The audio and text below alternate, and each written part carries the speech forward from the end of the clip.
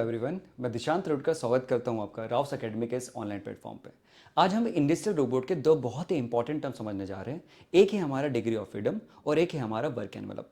तो चलिए समझते हैं क्या होता है डिग्री ऑफ फ्रीडम और वर्क एनवेलप।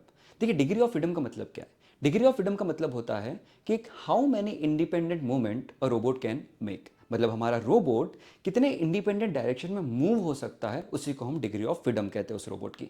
मतलब क्या है, देखिए ये हमारे पास तीन एक्सिस है, मतलब कोऑर्डिनेट्स हैं। अगर आप देखिए तो यहाँ पे एक्स, वाई और जेड बना हुआ है।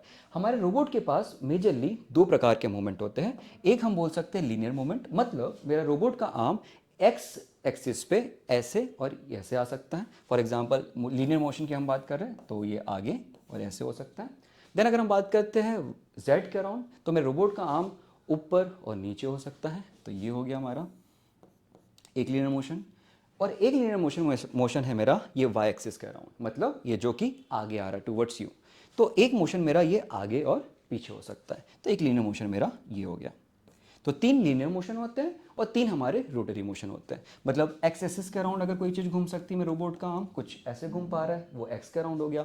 देन वाई के अराउंड हो गया, सॉरी जेड के अराउंड हो गया। तो जेड के अराउंड ये एक्सिस है तो मैं कुछ ऐसे हाथ मूव कर सकता हूँ। सेम हमारा वाई के अराउंड। तो तीन हमारे पास लीनियर मोशन होते हैं और तीन हमारे पास रोटरी मोशन होते हैं। अब इन छह मोशन में से, मतलब तीन लीनियर प्लस तीन रोटरी, टोटल छः।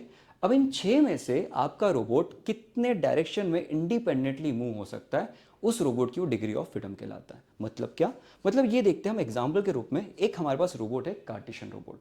कार्टेशियन रोबोट वो रोबोट होते हैं जिनके पास तीन लीनियर मोशन होते हैं। कौन से तीन लीनियर मोशन? एक हमारे एक्स डायरेक्शन में, एक वाई डायरेक्शन में और एक हमारे जेड डायरेक्शन में। तो यहाँ पे कितने मोशन है? सिर्फ तीन लीनियर मोशन है।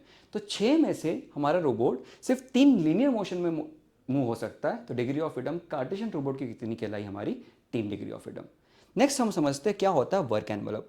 वर्क एनवेलप का मतलब ये होता है कि मेरा रोबोट कितने वॉल्यूम, कितने स्पेस में काम कर सकता है। मतलब मेरे रोबोट के आर्म की रीच कितनी है, कितने एरिया में वो काम कर सकता है, उस एरिया को हम वर्क एनवेलप बोलते हैं। जैसे कि हमारे पास एक डायग्राम है, ये एक सिलेंड्रिकल रोबोट है। इस सिलेंड्रिकल रोबोट की अगर हम वर्क एनवेलप की बात करते हैं तो देखिए इसकी रीच कितनी है। इस रोबोट का आर्म मैक्सिमम यहाँ तक आ सकता है और कम से कम यहाँ तक आ सकता है। तो यहाँ से लेके यहाँ तक ये कहीं भी काम कर सकता है। और अगर ये रोबोट मेरा नीचे तक जा सकता है और ऊपर तक आ सकता है तो एक सिलेंड्रिकल फॉर्म बनता है, मतलब यहाँ से लेके यहाँ तक और नीचे तक के। तो ये कहलाता है वर्क एनवेलप ऑफ रोबोट। तो ये सिलेंड्रिकल रोबोट का था। इन द सेम वे हमारे पास various n number of industrial robots है। जैसे कार्टेशियन का रेक्टेंगुलर वर्क एनवेलप, सिलेंड्रिकल का सिलेंड्रिकल वर्क एनवेलप, वैसे स्पेरिकल, फिर वैसे स्कारा और आर्टिकुलेटेड रोबोट। आर्टिकुलेटेड रोबोट बहुत इंपॉर्टेंट रोबोट है बिकॉज इसकी जो डिग्री ऑफ फ्रीडम होती है वो टोटल 6 होती है। एंड प्यूमा एक बहुत ही फेमस इंडस्ट्रियल रोबोट है जो कि बहुत ही एक इंपॉर्टेंट रोबोट है हमारा इंडस्ट्रियल का। किसका एग्जाम्पल है? आर्टिकुलेटेड रोबोट का। Thank you so much.